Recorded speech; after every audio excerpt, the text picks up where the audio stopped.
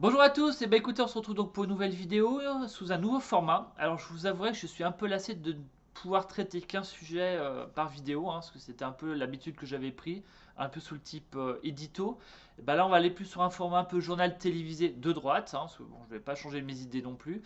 On va traiter plusieurs sujets, parce que cette semaine je vous avouerai que je ne savais pas quoi choisir et je n'avais pas envie de choisir. Donc on va parler un peu des retraites, on va parler un peu du bonheur d'être écologiste et de n'avoir honte de rien. On va parler des républicains et on va parler de la relation franco-allemande qui prend une tournure de plus en plus compliquée. Voilà, donc avant de commencer la vidéo, bien sûr, je vous rappelle que vous pouvez, et vous devez d'ailleurs, ça me fera plaisir, vous abonner à cette chaîne YouTube, liker et commenter la vidéo en mettant un petit pouce bleu, et puis je vous dis à de suite.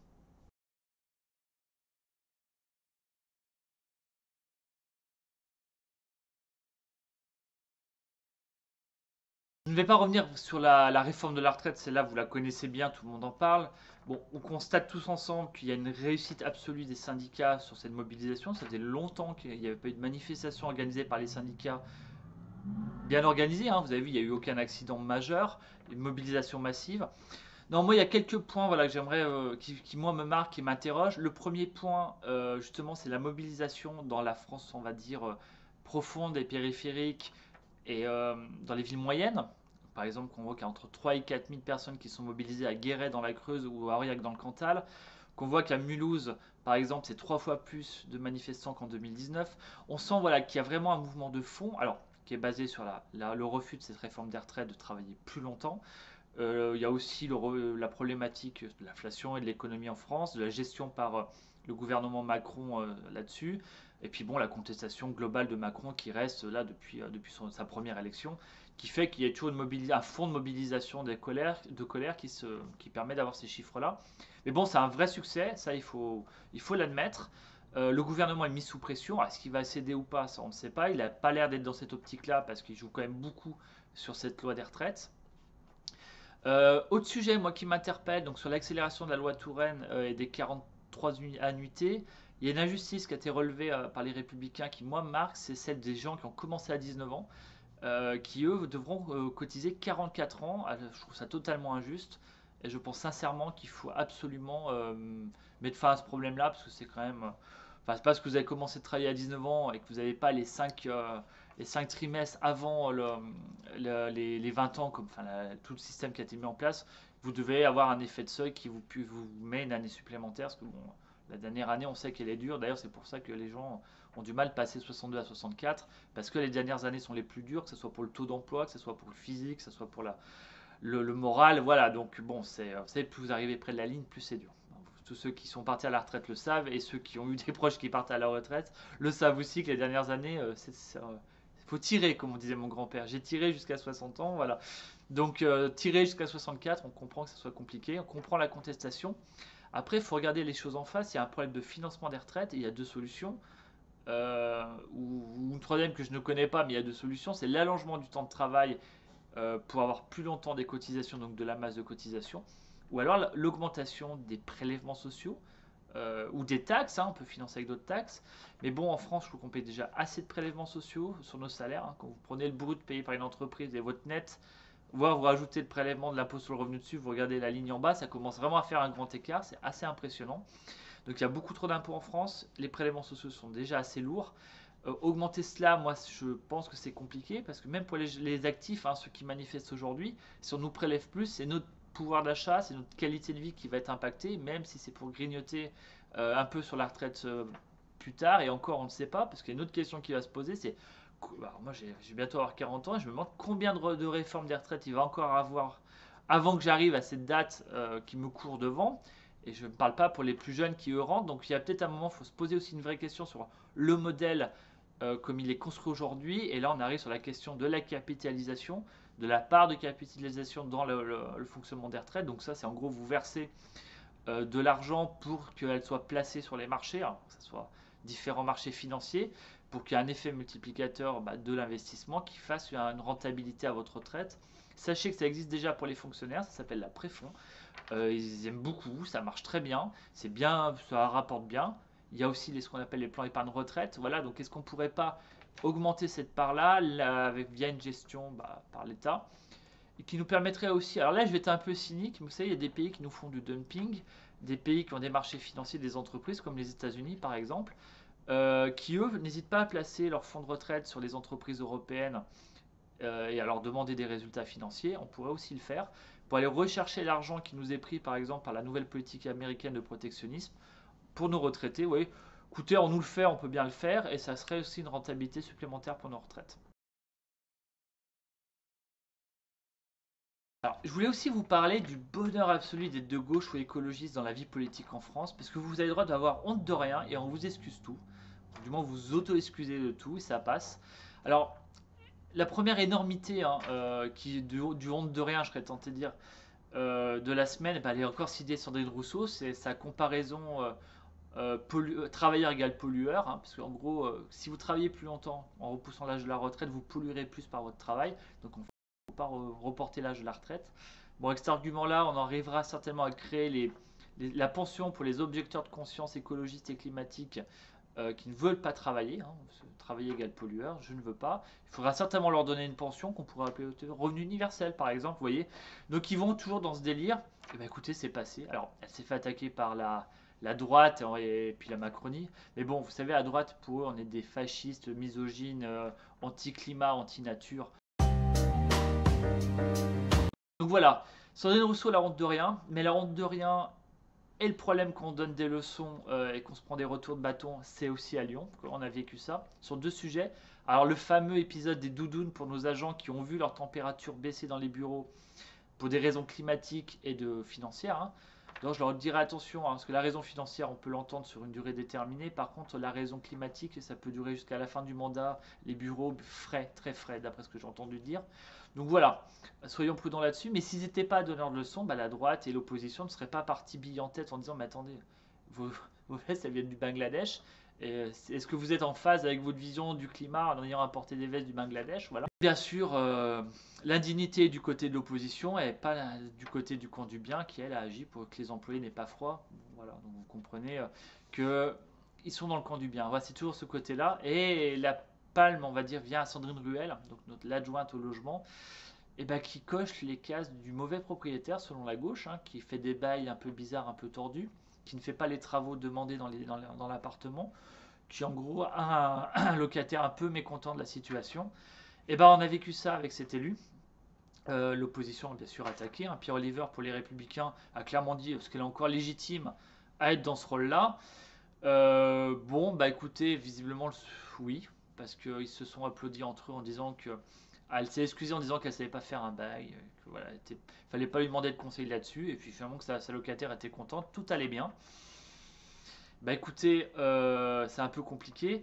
Et puis bon, c'est marrant l'excuse qu'ils ont vis-à-vis de cette propriétaire-là, quand on voit le discours qu'ils ont sur la hausse des impôts. Hein. Je vous rappelle que les propriétaires à Lyon, 34% de la population, va être prélevé de 50 millions supplémentaires cette année par la politique. Donc les 7% d'augmentation des bases locatives hein, par le gouvernement et les plus 9% à apporter en plus par la mairie. Alors ça, avec toujours pour dépenser, hein, parce que l'argument, on augmente les impôts parce qu'il faut dépenser. Hein, il n'y a pas d'économie d'en chercher nulle part. Donc, clairement, ils n'aiment pas les propriétaires, mais qu'ils en ont un mauvais chez eux, et ben écoutez, ils applaudissent. Ils dénoncent l'opposition, méchante opposition, qui attaque la vie privée de quelqu'un.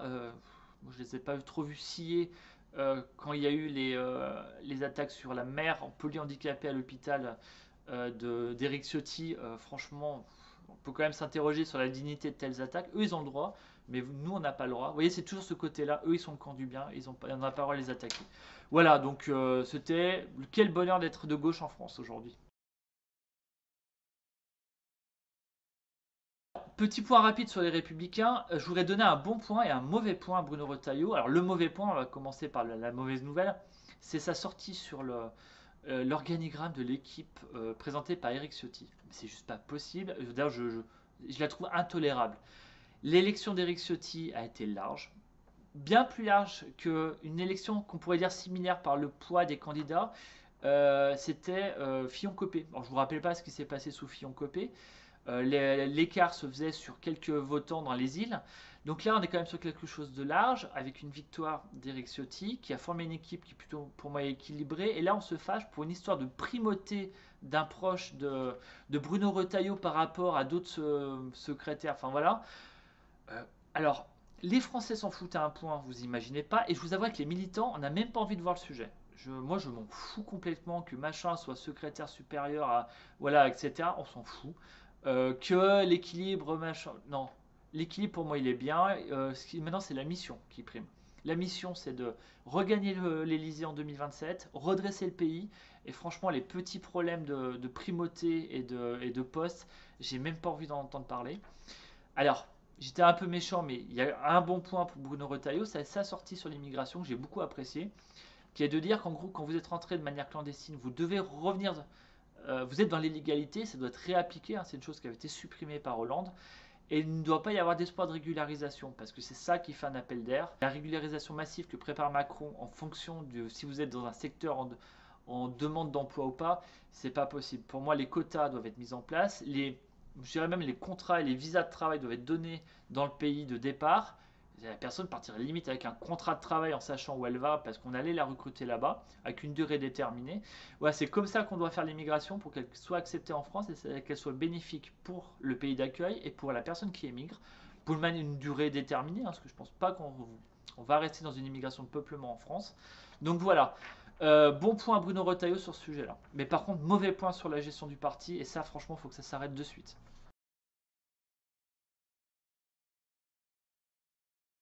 Le couple franco-allemand bat de l'aile, ça devient évident aujourd'hui, c'est très compliqué entre Paris et Berlin, mais bon, c'est pas sans raison, et je trouve que c'est plutôt bénéfique pour notre pays, parce qu'on sort un peu de la candeur de la lune de miel franco-allemande, on s'aperçoit de certaines choses. Moi, je pense que depuis 20 ans, l'Allemagne nous mène une guerre économique, privilégiant ses intérêts par rapport aux nôtres.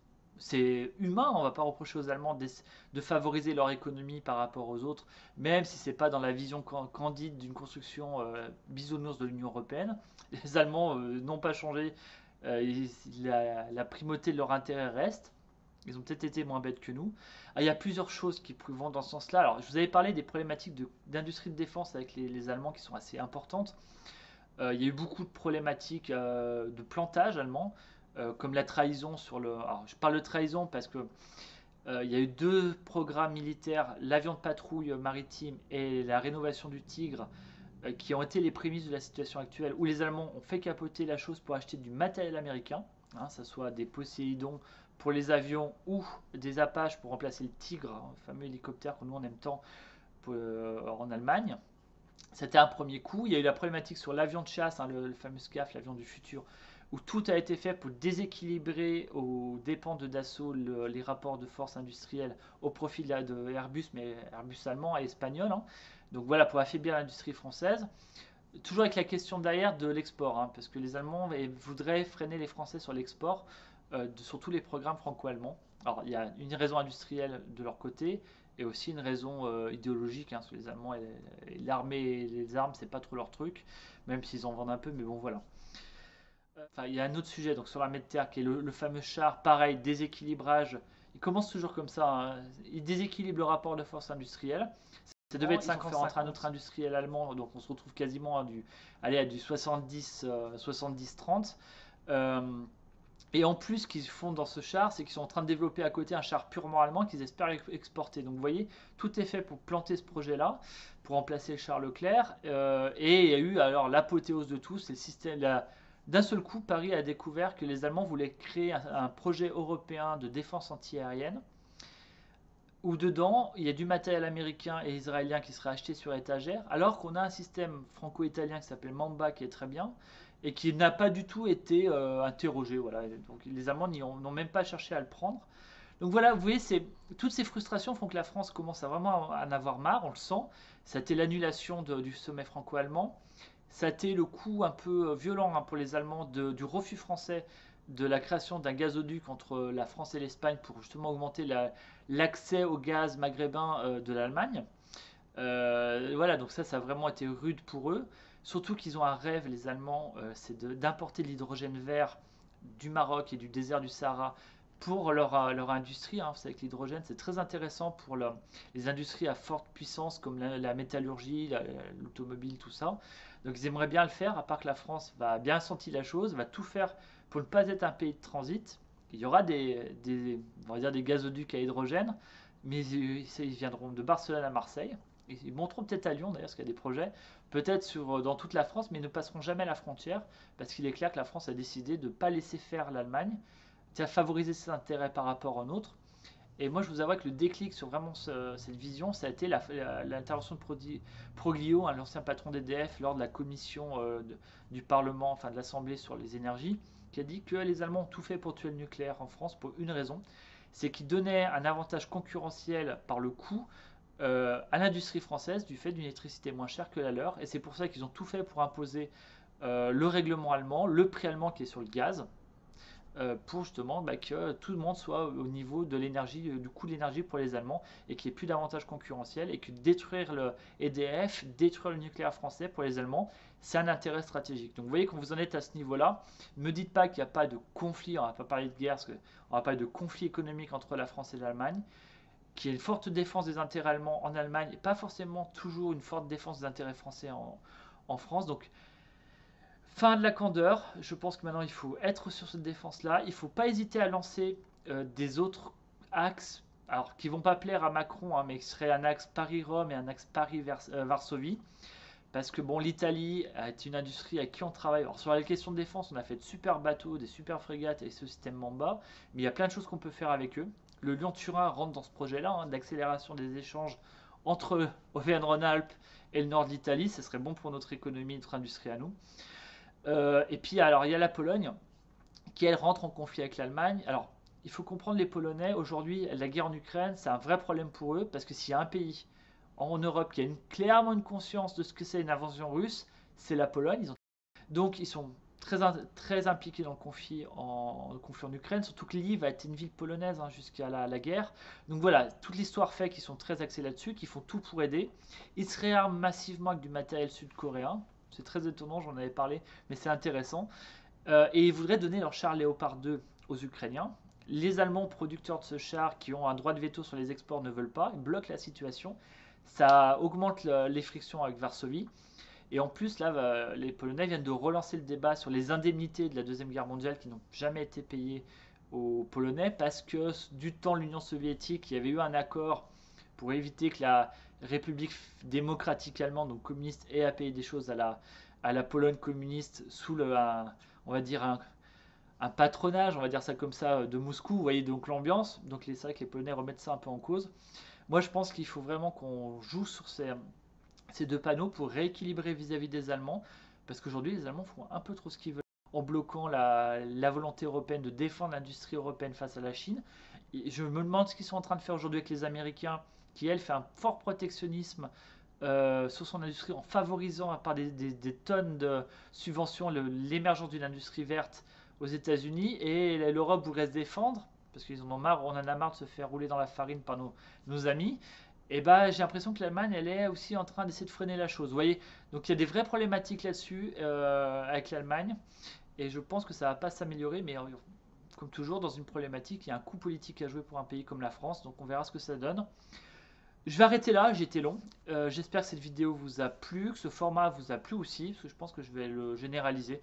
Je cherche beaucoup, hein, de solutions pour que les vidéos soient dynamiques et intéressantes. Donc voilà, nouveau format, on va essayer comme ça. N'hésitez pas à liker et commenter, n'hésitez pas à vous abonner à la chaîne, j'ai dit au début, et je vous dis à très bientôt.